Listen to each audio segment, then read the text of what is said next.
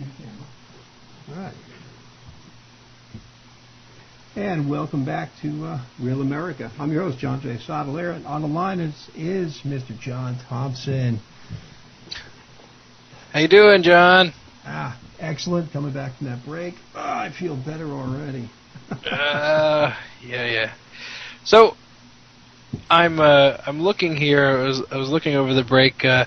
Did you guys? I wrote an article that was featured in the Palm Beach Examiner on the TSA's new policy change that Administrator Pistole released Friday after the close of business.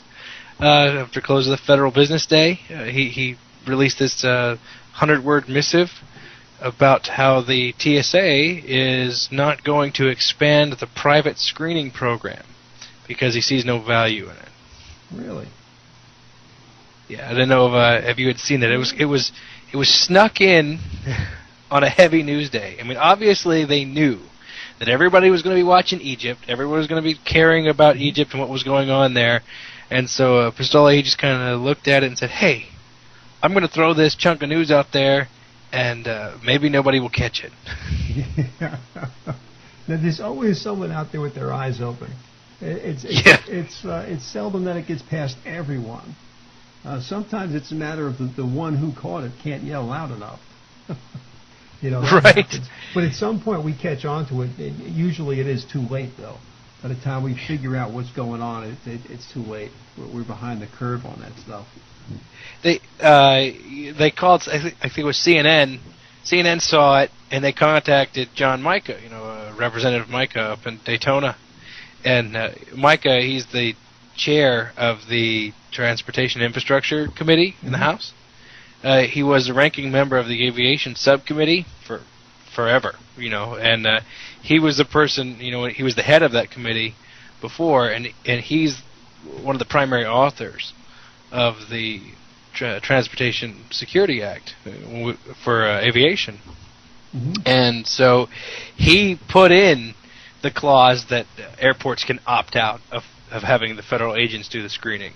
He designed and put in the program in the legislation because he knew, what unchecked power does, and he wanted to give the American people a way to not have federales in their airports, and he's been proven right, I think, over the years, and we can't really tell. I mean, it's pretty much conjecture. It's in a lot of ways it's his word against their word, because all of the documents, save one, are classified and not viewable by the American people.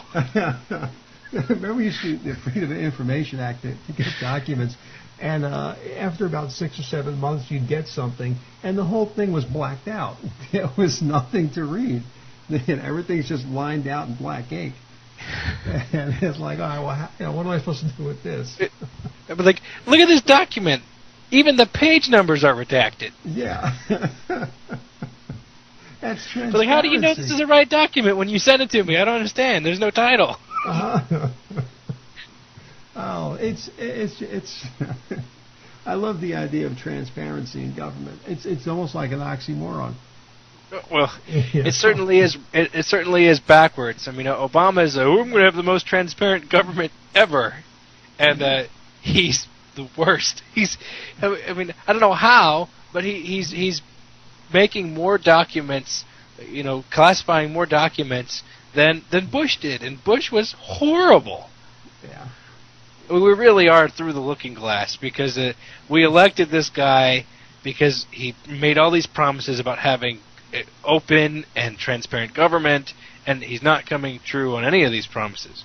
I mean, at this point, why would we believe anything that they say?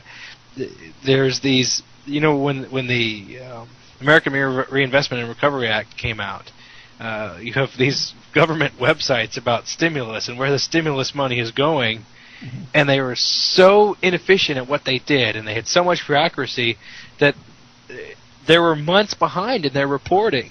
It was the private watchdog groups that report the data, at a faster, more relevant pace. Yeah, and I think that the administration at that point had an incentive not to give us that information, because every time they came out with something, they were getting ripped apart for it. You know, that should tell you shouldn't be doing it. You know, if every time you open your mouth, people are blasting you, you probably shouldn't be speaking.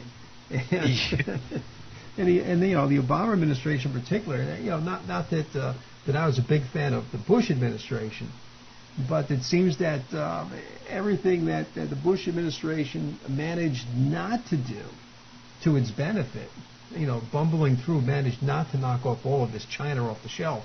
The Obama administration's come in with a bat and just cleared the room. So it's like it's amplified, and you can see as we're going way into the wrong direction. You need a big turnaround on all this stuff, and that's the whole Tea Party movement. It's refreshing, it's nice, and what I see is you know, we're now into February 2011, and I see more activity. And the fear was, after the election, there would be a letdown. Everyone would go home for a little while and have a nice holiday. You know, have a nice Thanksgiving, a nice Christmas, New Year's, wake up with a resolution, and then kind of not really come back to it. And we haven't seen that. They're still active. They're still out there, and they're hungry for more. Right.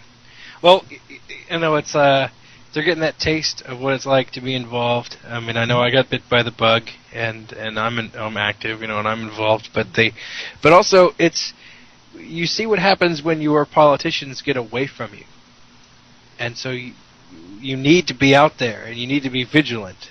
You know, the price of freedom is vigilance, right? Yeah, and it's a never-ending story. It's a never-ending duty. You stand watch for 4 hours. Next guy comes in, he stands watch for 4 hours, and that's why you need everyone to be involved. So everybody's watching, everyone's monitoring, everyone's combing through it to see what's in the bills. And I think it's a great thing now with bills up in Congress that they have to reference that part of the Constitution, which gives them the authority to do it. Imagine that all it took was people waking up and shouting that at the congressman. I mean, I'm waiting to see, are they actually going to put forward the Enumerated Powers Act this year in this session again? You know, because they have to do it now anyway as a policy, for things to go to the floor. So why not actually put that into law and make them enforce them to do it? Mm-hmm.